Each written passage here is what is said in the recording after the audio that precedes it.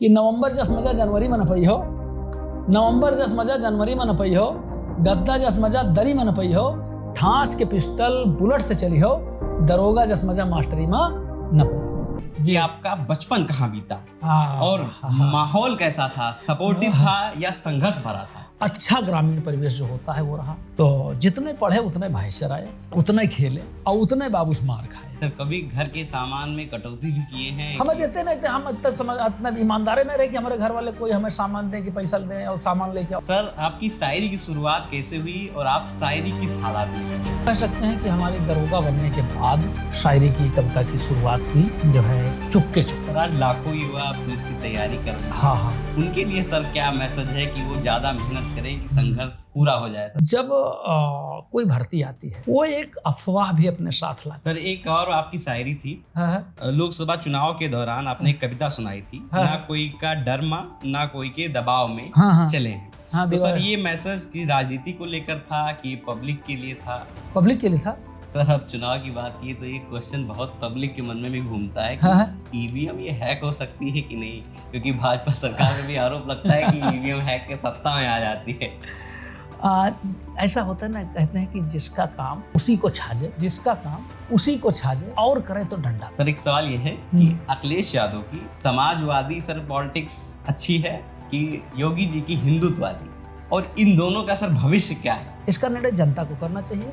वो चुन करके, मैं इतना वादा आपसे करता हूं कि वो चुन करके हमको जिसको दे दे उसके प्रति पूरी वफादारी रखूंगा। उसमें किसी प्रकार की मैं मन में नहीं सोचूंगा कि ये क्यों जीते कि वो क्यों जीते। बस इतनी बात है। सर, एक सवाल ये है कि लोगों का कहना है कि पुलिस उन्हीं की सुनती है जिनके पास में पैसा होता है। सर, अभी अखिलेश यादव ने भी आरोप लगाया है, उनके सभा में पुलिस नहीं गई थी तो उन्होंने कहा था कि पुलिस के हाथ हमने गर्म नहीं किए। इस पर आपका सर इन आरोपों पर आप क्या प्रतिक्रिया है? मेरा ये कहना है कि कोई भी सरकारी कर्मचारी, उनका नाम अखबार में नहीं आता है। अखबार में नाम उनका आता है जो रिश्वत लेते पकड़े जाते। तो इसलिए जो है आप समझ सकते हैं, एक मछली तालाब गंदा करती, इसलिए लोगों को लगता है। सर, इनकाउंटर पॉलिसी को आप सुरक्षा मानते हैं या डर का माहौल? कोई अपराधी हमारे ऊपर फायर कर रहा है तो मजबूरन फायर करना पड़ेगा अपनी जान बचाने के लिए।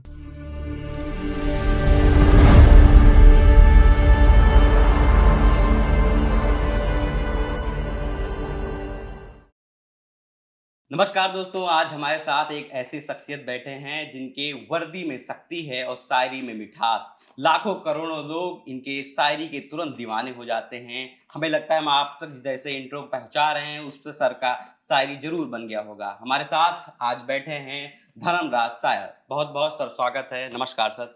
बहुत बहुत धन्यवाद आपको, आभार। सर, सबसे पहले सवाल ये है कि आपका बचपन कहाँ बीता और माहौल कैसा था? सपोर्टिव था या संघर्ष भरा था? बड़ा अच्छा सवाल आपने किया कि बचपन कहाँ बीता है। ऐसे समझ लीजिए कि इस समय जो जिला श्रावस्ती होता है उस समय बहराइच का एक अंग था। सन 1997 में अगस्त महीने में मेरा जन्म हुआ। गांव में जन्म हुआ। थाना मेरा सोनवा पड़ता है और उसका मजरा थाना सोनवा पड़ता है। वहीं का एक गांव है चंद्रखा बुजुर्ग। चंद्रखा बुजुर्ग का एक मजरा है बनिया गांव। तो वहाँ पर हमारा जन्म हुआ। पिताजी हमारे डिग्री कॉलेज में, किसान डिग्री कॉलेज है, वहीं पर क्लर्क थे और अब रिटायर होकर के घर पर रह रहे हैं। माताजी गृहिणी थी। हमारे बाबा जी एक किसान थे और दादी हमारी गृहिणी थी। परिवार में हमसे बड़े एक भाई और एक बहन थी, मतलब थी से मतलब हैं, और 2 और छोटे भाई। ये परिवार हमारा रहा। जब हम जन्म लिए तो हमारे बड़े भाई और बहन थी, इसके बाद 2 भाई और हुए। कैसा जन्म, कैसा परिवेश क्या रहा? परिवेश एकदम ग्रामीण रहा। बहुत ही अच्छा ग्रामीण परिवेश जो होता है वो रहा।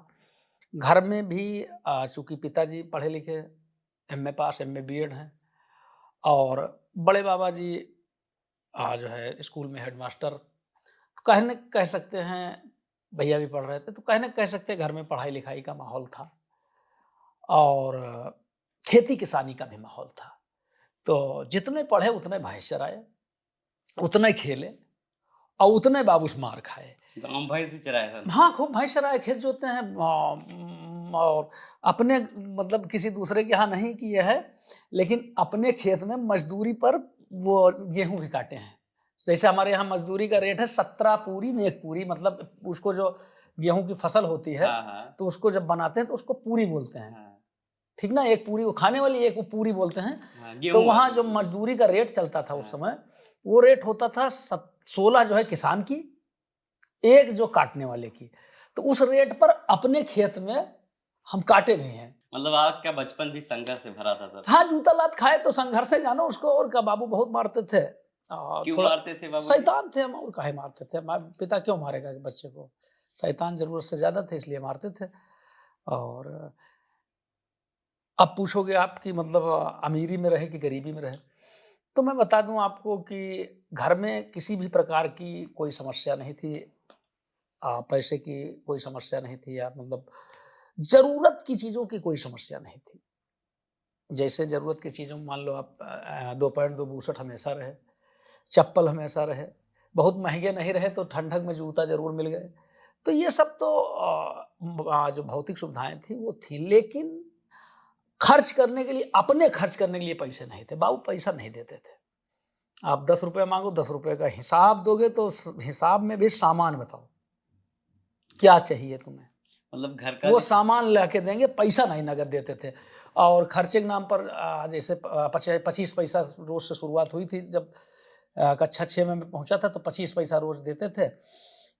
₹1 किराया होता था, ₹1 इधर से, ₹1 उधर से, ₹2 किराया, 25 पैसा खर्चे का देते थे।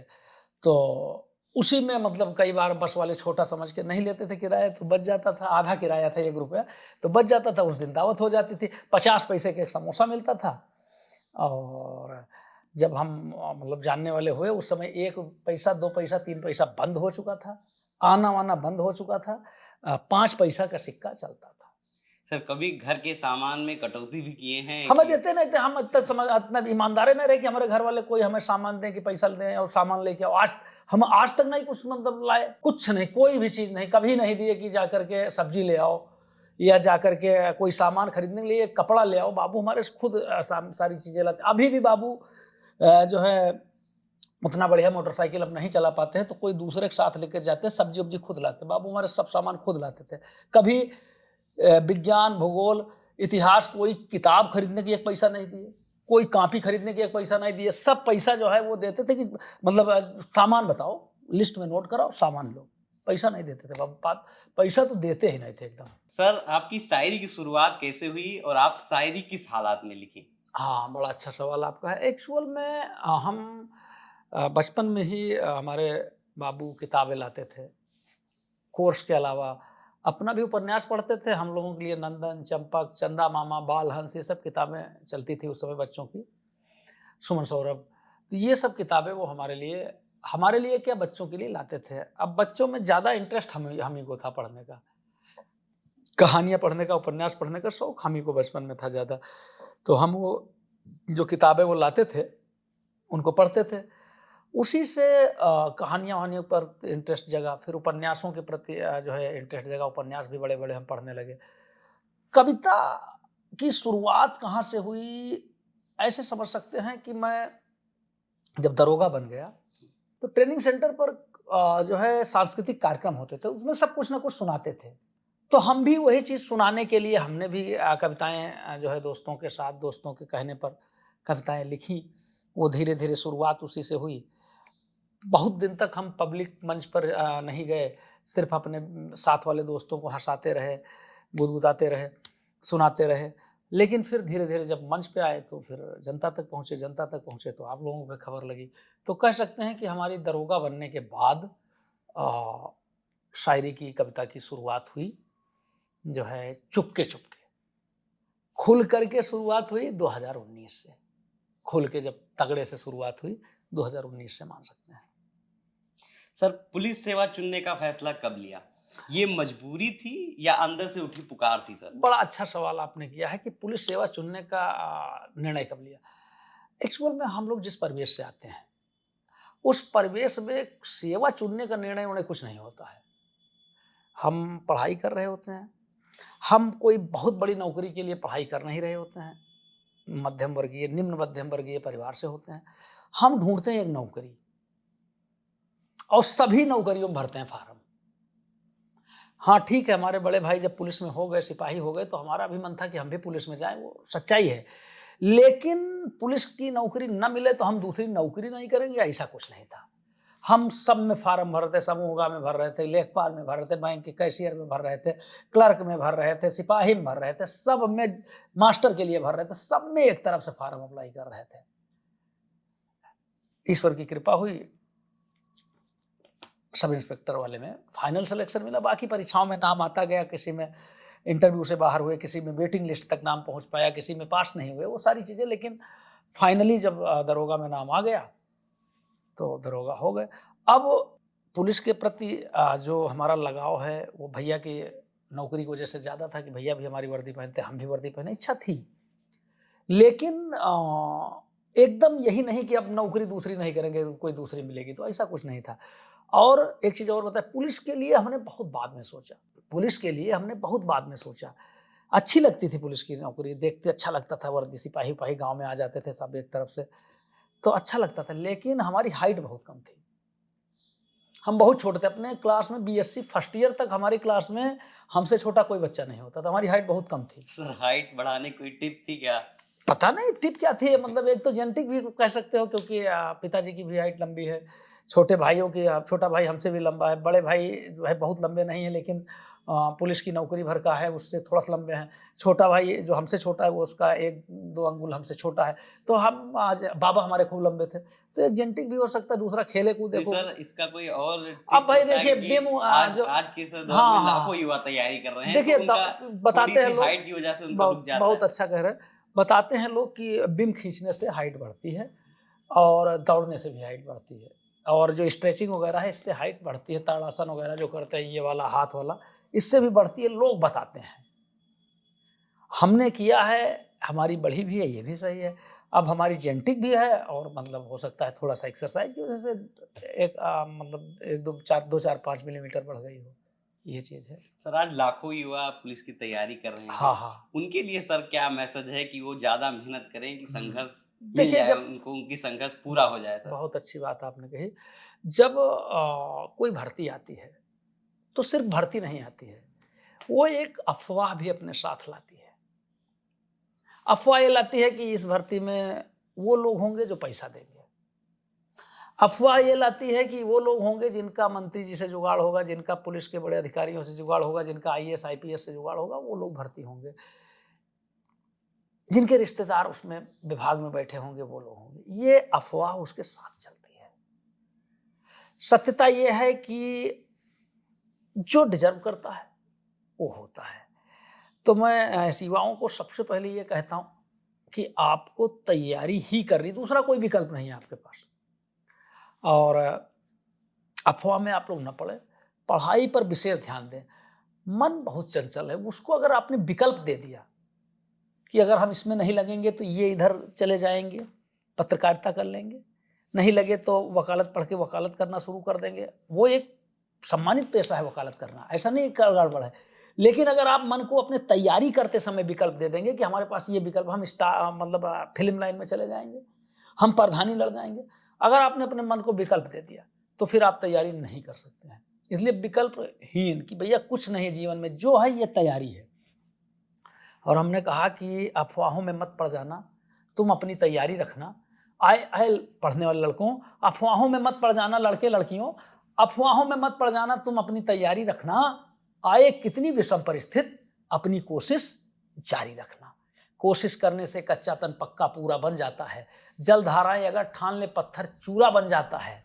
आगे बढ़ना है तो बातें सारी याद हमारी रखना। आए कितनी विषम परिस्थिति, अपनी कोशिश जारी रखना। वाह सर, मेहनत से किस्मत की यारो जब भी बाजी ठन जाती है, मेहनत करने वालों की तब किस्मत दासी बन जाती है। काट सके जो समय जाल को वो तलवार दुधारी रखना। आए कितनी विषम परिस्थिति, अपनी कोशिश जारी रखना। बहुत सही सर, बहुत बढ़िया सर शायरी सर आपकी ये। सर एक और सर सवाल ये है हाँ हाँ, कि सर इस समय सर लाखों लोग तैयारी कर रहे हैं, और लेकिन ज्यादा। सर ऐसी स्थिति आती है कि पेपर लीक हो जाता है, हाँ उनकी हाँ, मेहनत सर एकदम व्यर्थ चली जाती है। हाँ हाँ, सर उस पर क्या आपकी प्रतिक्रिया है? हमारा ये कहना है कि अभी जैसे आपने सिपाही भर्ती जो 2023 वाली निकली थी, हाँ सर। लेटेस्ट इसी की बात आप मुझे लगता है कर रहे हैं। हाँ। मेरा ये कहना है कि ये सरकार की बहुत बड़ी इच्छा शक्ति और बदनामियों से न डरने की ताकत रही है, जो वो परीक्षा कैंसिल हुई और दोबारा फ्रेश परीक्षा हुई। नहीं तो अगर वो ये इस बात से डर जाते कि हमारी बदनामी होगी इसमें, कि पेपर लीक हो गया इनके समय में, या वो इस चीज़ से पीछे हट जाते, तो शायद अयोग्य लोग आकर के और पुलिस विभाग में बहुत बड़ा बंटाधार करते। लेकिन सरकार की दृढ़ इच्छा शक्ति रही कि उन्होंने दोबारा पेपर कराया। भले मतलब संसाधन फिर से उतने लगे, खर्चा उतने लगा, लड़कों को मेहनत पड़ी दोबारा, लेकिन फ्रेश लोग आए। तो जो पेपर लीक है, इस पर मेरा यही कहना है कि भाई पेपर लीक पर बच्चे का बस नहीं चल सकता है, हमारा बस नहीं चल सकता है कि हम पेपर लीक को हम रोक लें। सर इस पे सरकार के तो चल सकते हैं। सरकार ने सब कार्रवाई तो करी है, बड़ी से बड़ी कार्रवाई करी है। जेल जा रहा, कोई बॉर्डर पे वो लगा हुआ है, जो है तार लगे हुए हैं, संगीन लगे हुए हैं, लगाए हुए राइफल, तब भी आदमी घुसने की कोशिश करता, मारा जाता है। तो किसी ने अगर ये सोच लिया है कि हम अपनी जान से खेलेंगे, हम अपनी जान से खेलेंगे, हम जो है कानून जो सजा देगा वो मंजूर, तो वो करेगा, तो वो कहीं ना कहीं उसकी सजा पाएगा। एक बात है। दूसरी चीज, अब मुझे लगता है कि सरकार इस लेवल पर है कि अब कोई कुछ नहीं कर सकता है, और जो किया उसको उसकी सजा मिली है, और सपने में सोच भी नहीं सकता है। बच्चे को तैयारी ही करना है, बच्चे के पास विकल्प नहीं है। ठीक है सर, एक सवाल सर आपका और है। सर मैदान में उतरकर काम करना कितना मुश्किल है, और ऐसी कौन सी ड्यूटी है जिसने आपको अंदर तक बदल दिया सर? ऐसा कुछ नहीं, हम बदले कुछ नहीं। हाँ। हम बदले नहीं, बिल्कुल नहीं बदले। हम जैसे थे ऐसे हैं, ऐसे रहेंगे। बदलने की बात उनकी आती है जो अपने को शासक मानते हैं, जो अपने को राजा मानते हैं, जिनके अंदर दुष्टता का भाव होता है। हृदय परिवर्तन हुआ किसका? अंगुलीमाल का हुआ। हृदय परिवर्तन अंगुलीमाल का हुआ, महात्मा बुद्ध जी का थोड़े हृदय परिवर्तन हुआ। आप बताइए। तो कहने का मतलब यह है कि हमने पहले दिन से ही ये मान के चला, मैं पहले दिन से ये मान के चल रहा हूं कि भाई जनता जो है ये मालिक है। जो कानून की किताबें हैं, कानून की धाराएं हैं, वो जनता को न्याय दिलाने के लिए हैं, न कि उनका उत्पीड़न करने के लिए हैं। हम जनता की सेवा के लिए भर्ती हुए हैं, हम पहले दिन से ही मान के चल रहे हैं। तो हमारा कोई हृदय परिवर्तन जैसा नहीं कि हम एकदम अत्याचार कर रहे थे और कोई बोला कि बेटा तुम तो मेरे बेटे जैसे हो, क्यों मार रहे हो, हम परिवर्तन हो। नहीं, हमने अनावश्यक किसी को परेशान नहीं किया। कानून जितनी इजाजत दिया उसके आगे जाकर के हमने कोई काम नहीं किया। तो हमारा कोई हृदय परिवर्तन नहीं हुआ, हम जैसे थे वैसे हैं। कविता जरूर शुरू कर दिया। सर एक और सवाल ये है कि आपकी ड्यूटी वक्त कोई ऐसी घटना हो जो आपको सर बदल दी हो? ऐसी फिर वही बदलने वाली तो बातें नहीं है। हम तो जैसे थे, न बदले हैं न बदले, न बदले थे न बदले हैं न बदलेंगे, हम नहीं बदले। सर एक ये है कि वर्दी में शायरी करने की सर लोगों की क्या प्रतिक्रिया रही पहली बार जब सर आप वर्दी पहन के आप शायरी गुनगुनाना शुरू किए? देखिए, ऐसा होता है इस दुनिया में हर तरीके के लोग हैं, अच्छे लोग हैं, खराब लोग हैं, और मध्यम वर्गीय लोग हैं, मध्यम मार्गीय लोग हैं, सारी तरीके के लोग हैं। हर चीज़ हर व्यक्ति को पसंद आए ये भी जरूरी नहीं है, और सबको नापसंद हो ये भी जरूरी नहीं। कहीं ना कहीं से जब हम जनहित की बात करते हैं, जब हम ये बात करते हैं कि युवा जो है नशे से दूर रहें, जब हम ये बात करते हैं कि देश में भाईचारा हो, जब हम उनको बिना कोई अश्लील बात किए उनको हंसाने की कोशिश करते हैं, तो कहीं ना कहीं से जो बहुमत है, जो बहुसंख्यक है, जो बड़ी संख्या है देश में लोगों की, वो पसंद करते हैं। अब उसी में कोई मान लीजिए नहीं भी पसंद करता है तो उसके लिए क्या किया जा सकता है। ये है। सर एक और आपकी शायरी थी। हाँ हाँ लोकसभा चुनाव के दौरान आपने एक कविता सुनाई थी, हाँ ना हाँ कोई का डरमा ना कोई के दबाव में हाँ हाँ चले हैं। हाँ तो सर दीवार ये मैसेज की राजनीति को लेकर था कि पब्लिक के लिए था? पब्लिक के लिए था। तो सर ये राजनीति जब सर चुनाव था उस समय सर आपने ये क्यों कहा? चुनाव मतलब उसको पूरा आपने नहीं सुना मुझे लगता है। चुनाव था तब क्यों कहा? क्योंकि चुनाव की ड्यूटी चुनाव के समय में ही लगती है ना भाई। चुनाव वाली ड्यूटी जो है वो चुनाव के समय में लगेगी। होली की ड्यूटी होली के समय लगेगी, दिवाली के समय ड्यूटी दिवाली के समय में लगेगी। तो उस समय चुनाव था, चुनाव की ड्यूटी थी। चुनाव की ड्यूटी के लिए बसें खड़ी थी। बस में बैठ करके जो है 7 जिलों के लिए आदेश हुआ था, उस जिलों में पुलिस जा रही थी, तब हमने उसको कहा। अब वो हमारी ड्यूटी से संबंधित था, हमारी ड्यूटी से संबंधित, देश की राजनीति से संबंधित नहीं था, न किसी पार्टी के लिए था वो। उसमें किसी पार्टी का नाम आया हो, उसमें कोई ऐसी बात आई हो तो आप बताइए भाई। हमने कहा, उसको सुनाता हूं आपको, सुन लीजिए पहले कि ना कोई के डरमा ना कोई के दबाव में चले हैं दीवान जी ड्यूटी चुनाव में। ना कोई के डरमा ना कोई के दबाव में चले हैं दीवान जी ड्यूटी चुनाव में। और मिली तो खई हैं नहीं भूखे सोई हैं, मिली तो खई हैं नहीं भूखे सोई हैं। प्रशासन सारी व्यवस्था करता है, बावजूद इसके हमारी भावना क्या है कि मिली तो खई हैं नहीं भूखे सोई हैं, और जान से ज्यादा ईवीएम रखी हैं। जौन तुम्हार व्यवस्था है रही हैं वही भाव में, चले हैं दीवान जी ड्यूटी चुनाव में। ड्यूटी के कुछ नए नियम आए हैं, मगर दीवान जी सब सीखे सिखाए हैं, और काम सब करी हैं बस बोले उन ताव में, चले हैं दीवान जी ड्यूटी चुनाव में। पच्छू से शुरू करी हैं पूर्वे ले जई हैं, कानून व्यवस्था के डंका बजई हैं। गाड़ी से बस से पहुंचे हैं कहूं नाव में, चले हैं दीवान जी ड्यूटी चुनाव में।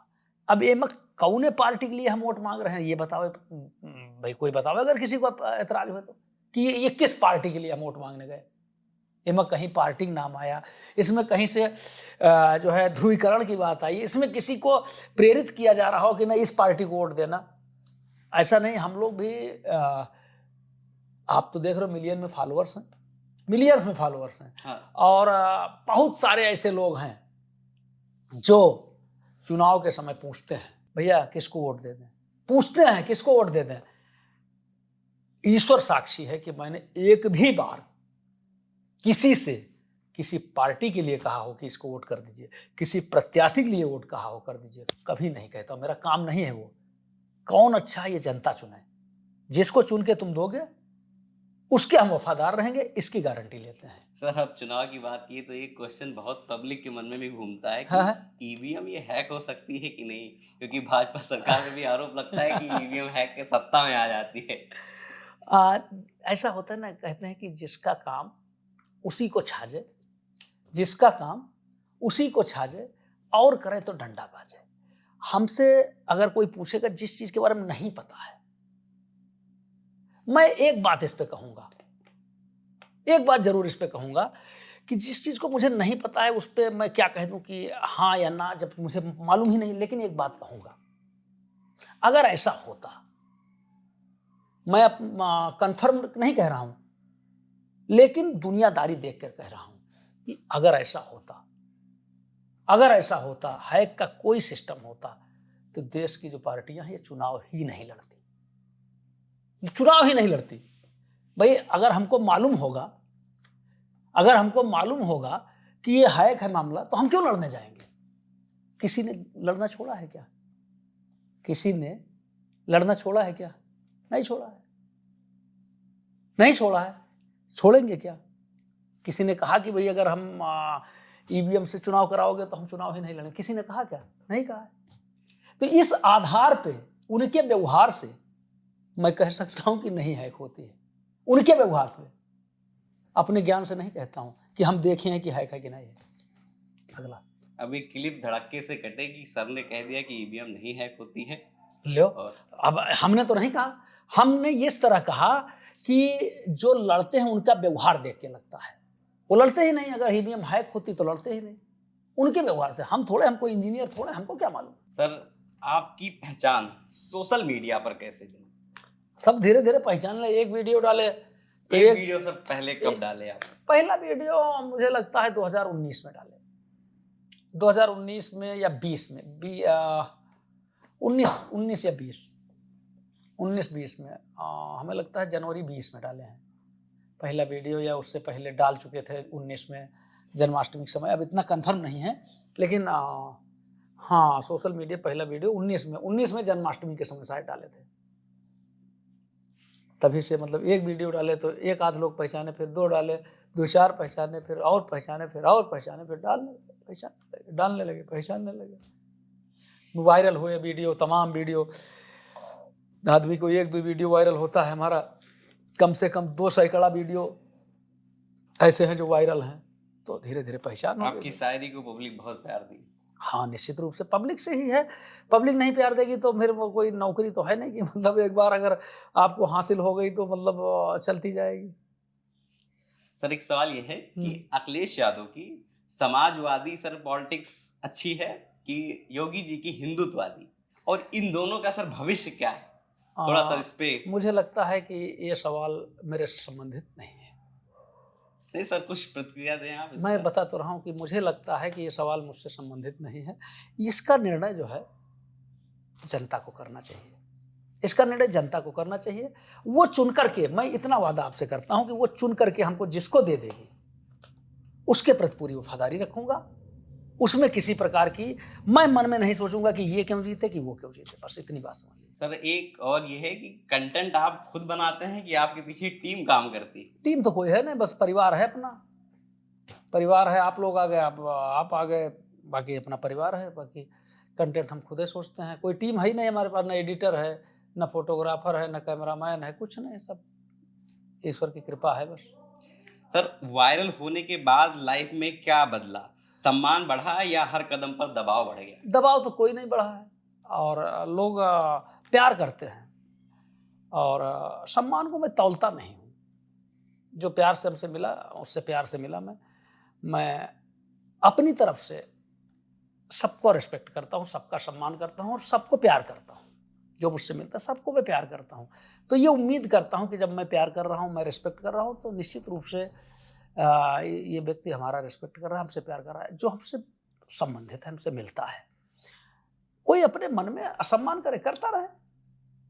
कोई अपने मन में हमारा सम्मान करता है, हमसे प्यार नहीं करता है, न करे, क्या दिक्कत है, हमको क्या प्रॉब्लम है। सर क्या आपको भी लगता है कि लोग कभी कभी शायरी से ज्यादा वर्दी वाले शायर के टैग से आपको जज करते हैं? उसकी कोई दिक्कत नहीं, जिस काम को आप करेंगे उससे जज किए ही जाएंगे।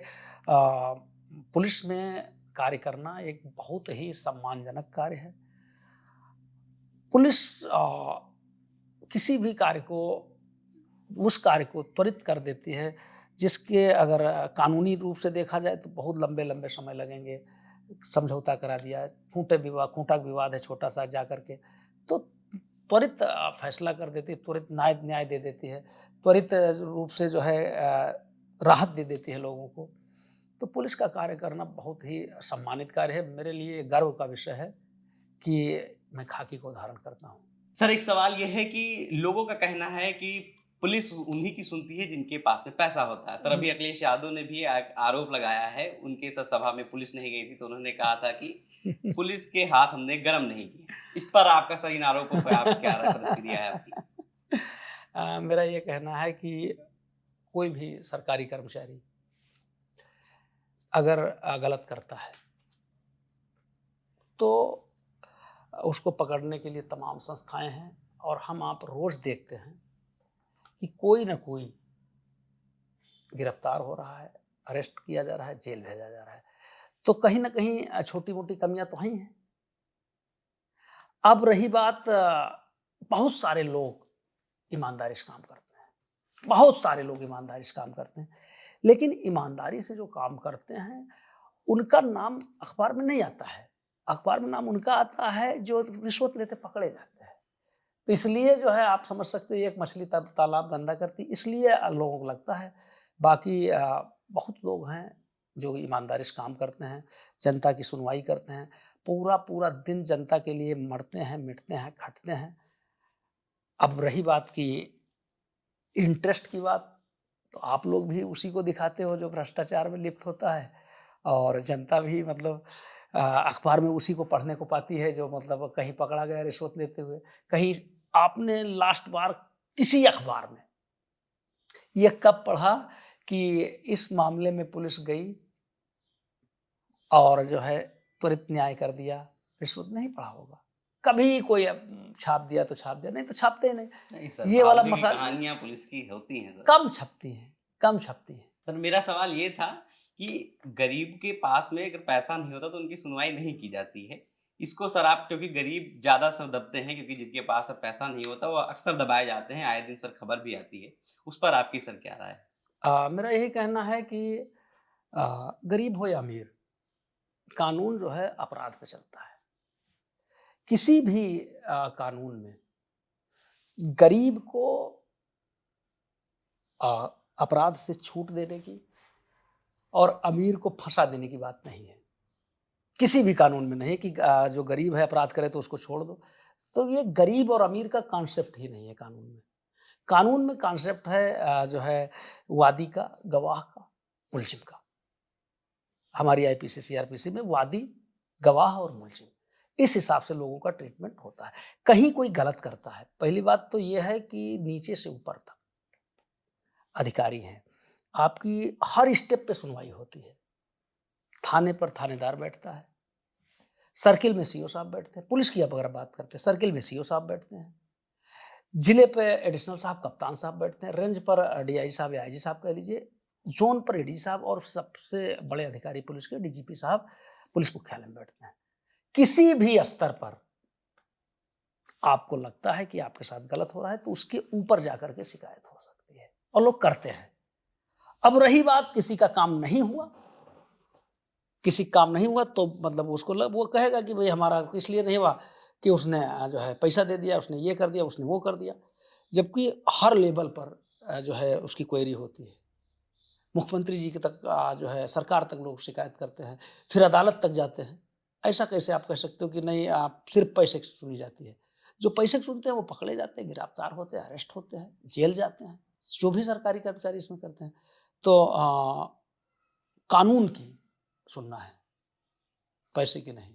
अपराध को लेकर के चलना है कि अपराध किसने किया है, ये चीज़। सर एक सवाल आप पे सर आरोप भी लगते रहते हैं हुँ, हुँ। कि आपकी जो शायरी होती है एक तरफ़ा होती है, वो भड़काऊ होती है। भड़काऊ मतलब आप इन किसको? आरोपों को कैसे लेते हैं? मतलब किसको भड़काते हैं? किसको भड़काते हैं ये तो बताओ भाई, किसको कौन सी शायरी हुई, भड़काने वाली शायरी कौन-सी हुई और किसको भड़काए? बताइए। सर एक तरफ़ा होता है, लोगों का क्या कहना है। कौन तो बताओ, कोई तो बताओ, कोई शायरी बताओ। और एक तरफ़ा मतलब किसके तरफ को? किसके तरफ?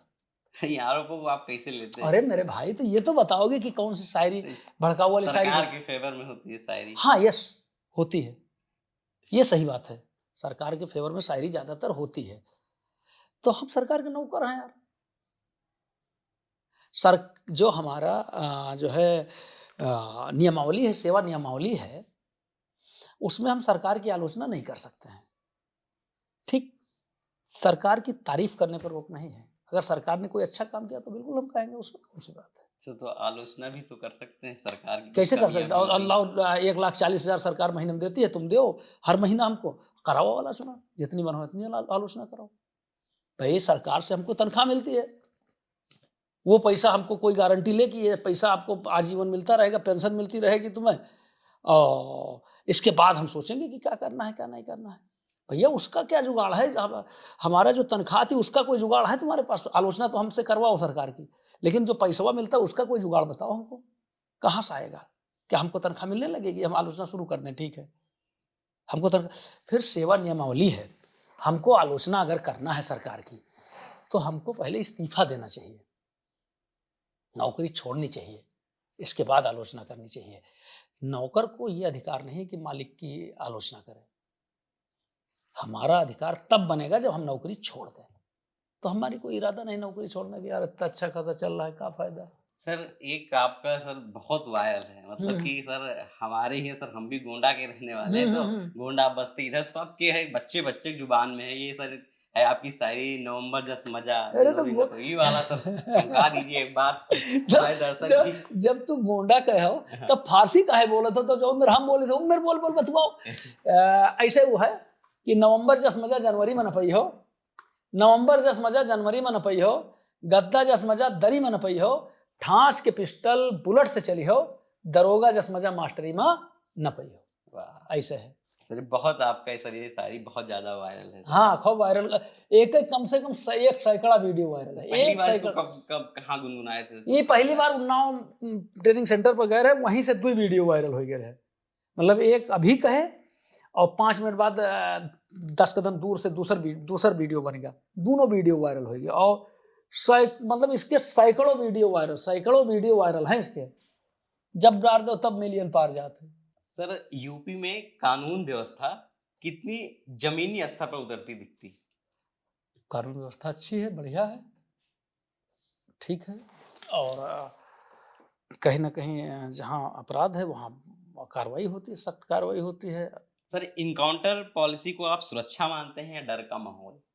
देखिए ऐसा है, इनकाउंटर की कोई पॉलिसी नहीं होती है, इनकाउंटर की कोई पॉलिसी नहीं होती है, ना उस पॉलिसी को लेकर के कोई काम करता है। कोई अपराधी हमारे ऊपर फायर कर रहा है तो मजबूरन फायर करना पड़ेगा अपनी जान बचाने के लिए। अब हम इसलिए नहीं छोड़ सकते हैं उसको कि भाई वो फायर कर ले और चला जाए। सर तमाम आरोप भी लगते रहे हैं कि पुलिस जो इनकाउंटर करती है वो मुजरिम का जांच अपने तो होते हैं, प्रमोशन के लिए करती है, प्रमोशन ऐसा तो कुछ? बंद है, प्रमोशन तो बंद है, कौन बताता है प्रमोशन होता है? ये सर अभी भी नहीं एक नहीं, प्रमोशन कहाँ होता है, किसने बताया? प्रमोशन बंद हो गया है कम से कम, मुझे लगता है 17 के पहले से जो सरकार थी उसी में बंद हो गया था प्रमोशन। प्रमोशन कहाँ होता है? नहीं सर, इनकाउंटर के चक्कर में वो नाम उठाना चाहती है पुलिस, अरे ऐसा भाई तमाम मेरे आरोप लगते रहे हैं। भाई, आरोप लगते हैं तो उसकी जांच भी होती है। इनकाउंटर अगर हुआ है तो उसकी मजिस्ट्रेटियल इंक्वायरी होती है। तो ऐसा थोड़ा है कि मतलब फिर जो गलत होते हैं उस पर कार्रवाई होती है, जो आदमी लोग सजा लोग पाते हैं, ऐसा थोड़ा है। सर आम आदमी थाने जाने से डरता है, ये डर आज भी है या कम हुआ है कुछ? अ, बहुत कम हुआ है।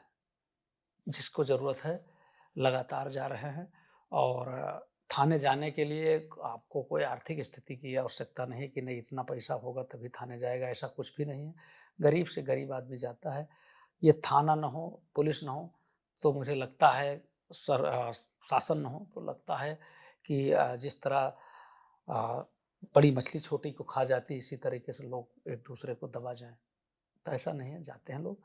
और भाई कम हुआ है। हाँ, कुछ लोग गलत करते हैं, वो पकड़े जाते हैं, उन पे कार्रवाई होती है, उनकी ज़िंदगी अपनी खराब होती है। ये लोग खराब होता है, परलोक भी खराब होता होगा। सर आज पुलिस व्यवस्था की सबसे बड़ी कमी आपको क्या लगती है? ऐसी कोई कमी तो हमें नहीं समझ में आती है कि भई और चीज़ें हो सकती हैं। उस पे मैं कह सकता हूँ कि भई और ये चीज़ हो जाए तो और अच्छा है, ये चीज़ हो जाए तो और अच्छा है। लेकिन कमी डायरेक्ट मैं क्या बता दूँ? आप ये पूछे कि और क्या चाहते हैं कि हो जाए तो मैं बता दूँ आपको, कि और क्या-क्या चलिए हो जाए। सर यही बता दीजिए कि और क्या सुधार होना चाहिए सुधार में कह सकते हो पुलिस व्यवस्था में? या मतलब जैसे देखिए कई चीज़ें हैं। पहली बात तो जैसे कहीं ड्यूटी में हम जाते हैं,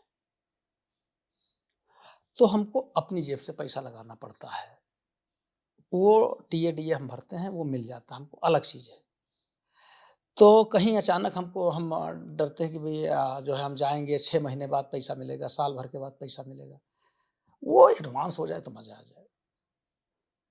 एडवांस मिले, जैसे हमको मान लीजिए बिहार ड्यूटी में जाना है, तो एक अनुमानित कि हमको 50,000, 40,000, 30,000 हमको हमारे खाते में हमको मिल जाए। हम आकर के वहाँ खर्चे का बिल दे दें, ओके हो जाए।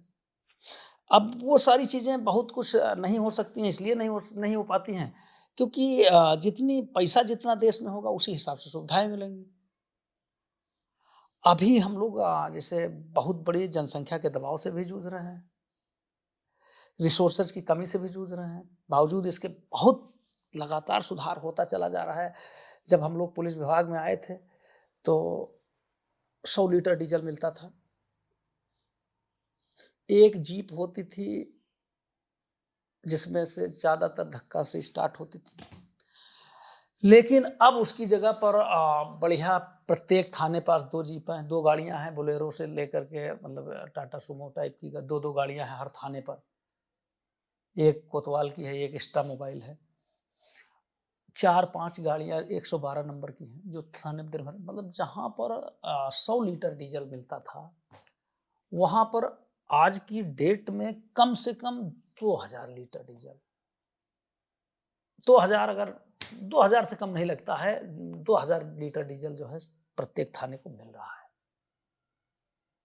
इसके बाद अगर कोई बिल दे दिया कि हमारा और खर्चा हुआ है, मतलब 50 लीटर का और काम है, तुरंत परमिशन होती। तो कहीं ना कहीं रिसोर्सेज बढ़े जरूर हैं, ऐसा नहीं है। और जितने देश मजबूत होता जाएगा, जितने प्रदेश मजबूत होता जाएगा, जितना देश में पैसा आएगा, जितना प्रदेश में पैसा आएगा, उसी हिसाब से सुविधाएं भी बढ़ती जाएंगी। सर, एक था कि शायर समाज का आईना होता है या समाज को दिशा दिखाने वाला होता है? देखिए, दोनों बातें होती हैं, दोनों बातें होती हैं। अब वो आईना भी होता है और दिशा भी दिखाता है, सारी चीजें हैं। हमारी बातें जो है लोगों को ज्यादा कनेक्ट करते हैं। अब हम कैसे हैं इस पर डिपेंड करता है। दिशा तो हम दिखाते हैं, लेकिन अगर हम अच्छे हैं, हमारी सोच अच्छी है तो अच्छी दिशा में ले जाते हैं। हमारी सोच अगर खराब है तो खराब दिशा में ले जाते हैं।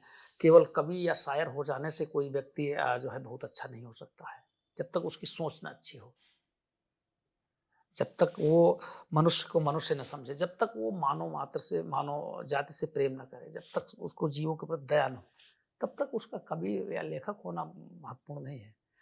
उसके लेखक हो जाने से, कवि हो जाने से समाज का भला नहीं होता। समाज का भला तभी होगा जब लेखक या कवि की सोच अच्छी हो। सर, अगर आपकी एक शायरी किसी का जीवन बदल दे, वो किस विषय पर होनी चाहिए? अब यार देखिए, मुझे लगता है कि युवाओं के लिए ही होनी चाहिए।